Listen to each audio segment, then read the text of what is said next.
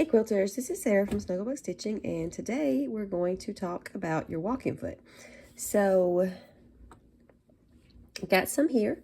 These are just some different kind of walking feet that you might see. This one is the one that goes to my machine. It's actually an AccuFeed foot, so it's going to look different than some of the walking feet, but they all do the same thing.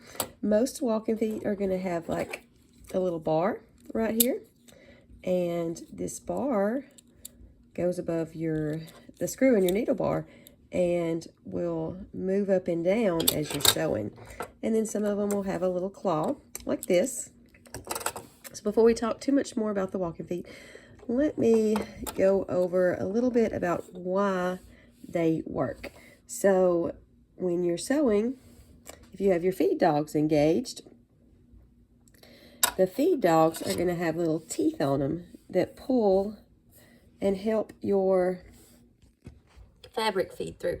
So this machine, the feed dogs don't engage until you start sewing, but when you start sewing, they'll be up and you can kind of hear those little teeth and see those little teeth. Those little teeth are going to pull on your fabric to help feed it through. Well, the walking foot is sort of like four-wheel drive for your sewing machine. And the reason I say that is because let's look at this one here. Here you can see it's actually got a set of teeth too. So just like a four-wheel drive would be pulling from the tires on the front and the tires on the back, your walking foot has teeth, so basically feed dogs on the top to go with the feed dogs you already have on the machine, and it helps feed that fabric through your machine a little bit easier.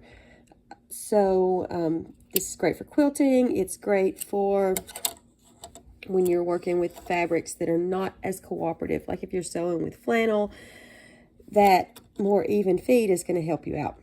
So let's have a look back at these two walking feet right here. So we've got, this one is going to be an open toe walking foot. So you can see that big area in the center that's open compared to this one right here, where it looks more like your regular presser foot would look. So now let me show you how to put these on. Okay guys, so now I'm going to show you how to put your walking foot on. So here we have my presser foot on, just like we would have if I was sewing and changing out to the walking foot.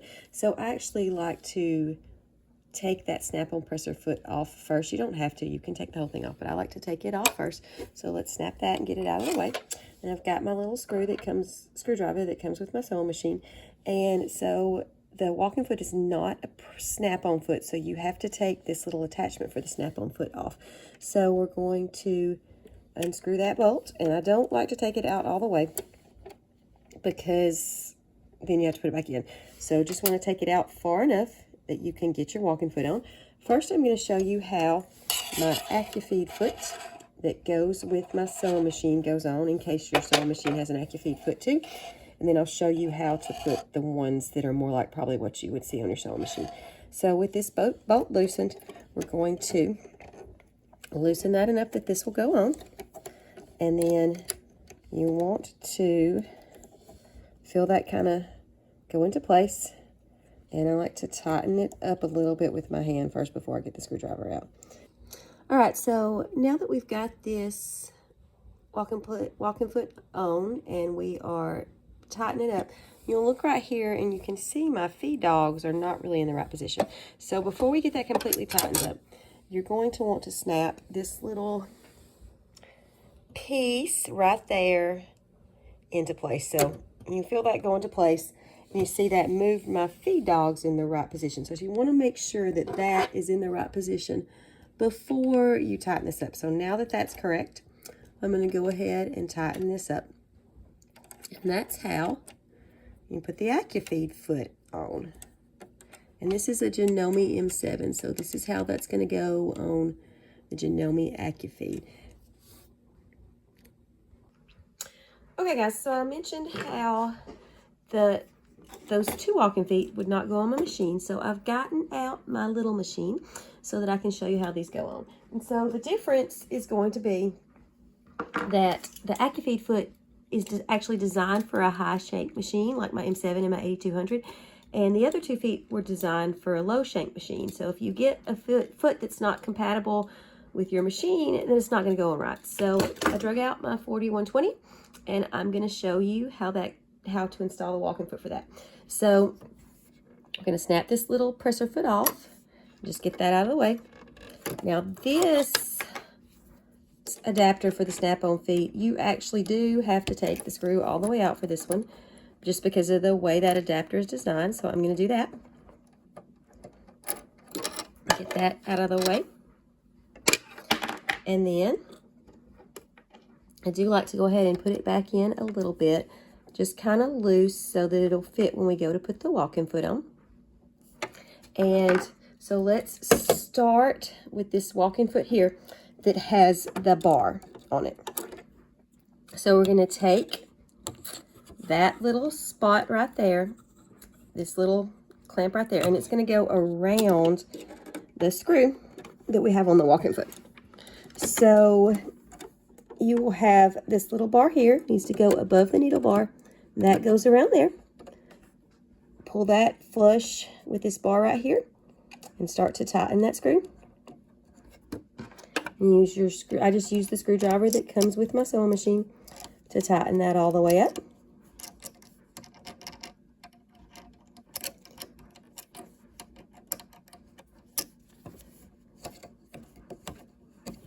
And once you get that tightened all the way, as your needle bar moves, you can see mine moving, you can see that bottom set of teeth moves with it. So if we've got our presser foot down, you can see as that needle bar moves, that bottom set of teeth is going to move to help you feed that fabric through.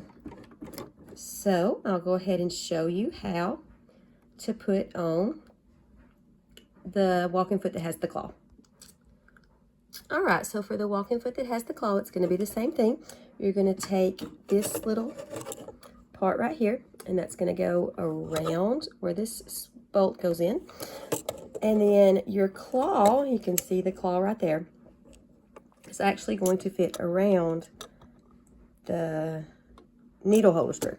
So let's put that on. So you're going to put that in right there, and I like to just make sure that you're pushing that up against, flush against that needle, that bar, and start to tighten up that big screw right here.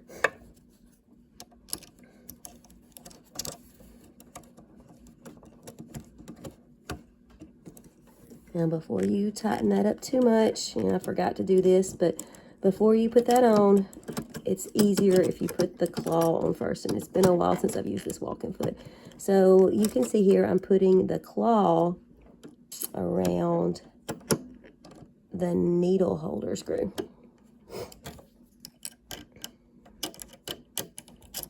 And then you can tighten that up.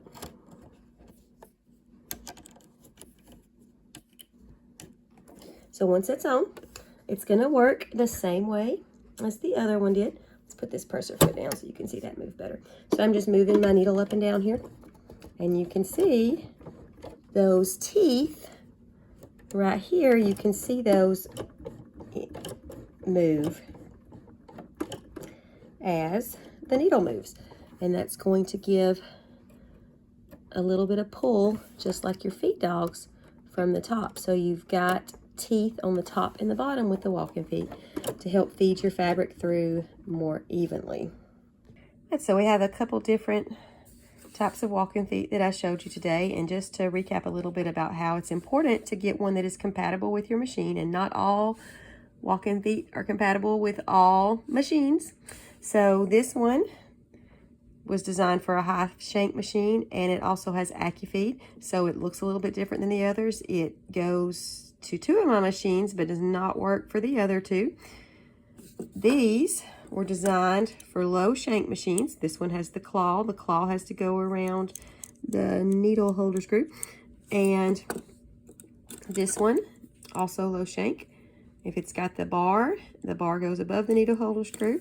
You can see these 2 I could not even get onto my high shank machine because it's just not designed to fit it. So check the specs of your machine before you go and try to buy separate feet that didn't come with the machine, to make sure that you're getting something that's compatible with your machine. Now this goes for any feet.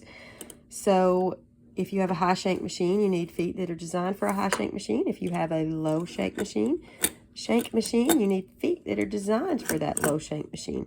And also you can always check your manual to make sure that you're installing everything correctly. I hope this helps, guys. Thanks.